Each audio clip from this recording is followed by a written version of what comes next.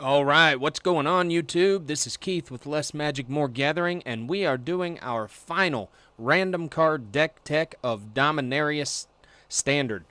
Our next random card deck tech will be on M19. So this is our very last one for Dominaria, and we are working with Precognition Field. Check this out, 4-drop. You can look at the top card of your library at any time. You can cast that card if it's an instant or sorcery, and you pay 3 to exile the top card of your library. So if you don't like what's on top, you can pay 3 and exile it. Get it out of there. Now, I'm going to tell you right up front, this deck is a rather basic blue-black control deck. If you are not interested in blue-black control, go elsewhere. If you would like to stick around and see the little nuances that we've added and changed for this deck to make it our own and add in the precognition field, stick with us. Let's do it.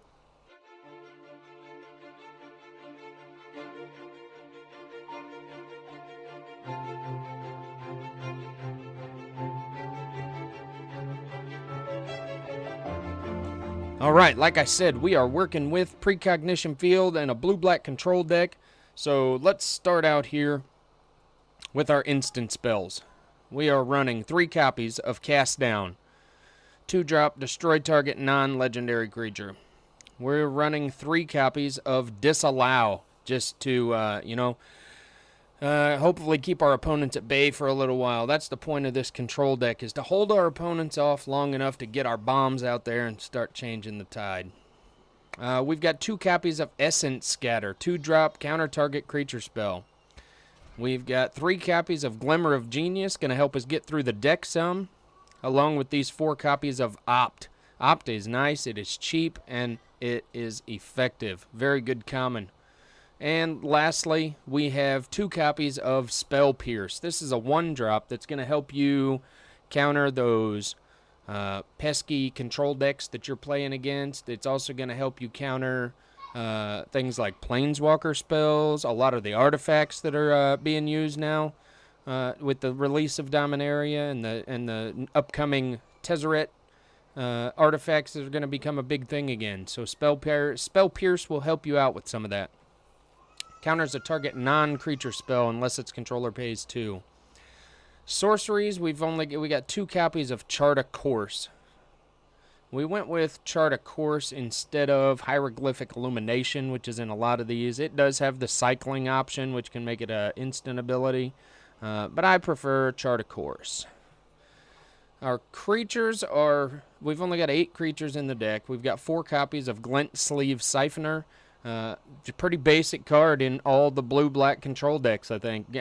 It's a menace 2/1 that can get out early and get in for a little bit of damage. It also gives you the ability to draw an extra card at the beginning of every turn. So that's a nice advantage you can get. We've got 2 copies of Nezahal Primal Tide. I was literally just testing this deck before I decided to record this video, and Nezahal was what won it for me. I get a Nezahal out, and as long as you can keep your hand full, which is why we've got a lot of the extra draw stuff in here, your opponents are going to have a lot of trouble keeping up with Nezahal. We've got 2 copies of the Scarab God as well, kicking it old school. Going back to the Scarab God, we're hopefully going to be killing off and countering a lot of our opponent's creatures, so we can then use the Scarab God to bring those back and fight for us instead of against us. We've, like I said, got the 3 copies of Precognition Field so that we can look at some of the cards that we got coming up in our library and get rid of them if we don't need them or want them. And we've got 3 copies of Search for Azcanta for the same purpose. You know, both these cards working together are really going to help us get through our deck to what we need based on the matchup that we're up against. And finally, another card that's really going to help us get a good card advantage and move through our deck the way we want to with this. Karn, Scion of Urza.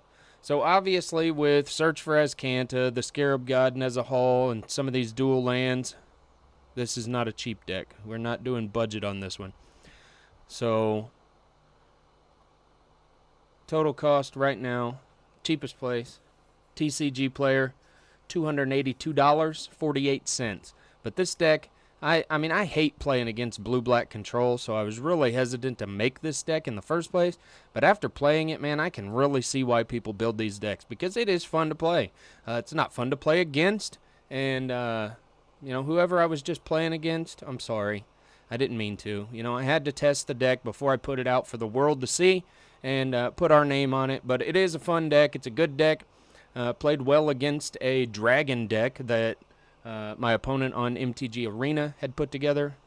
So I'm happy with it, and I hope you are too.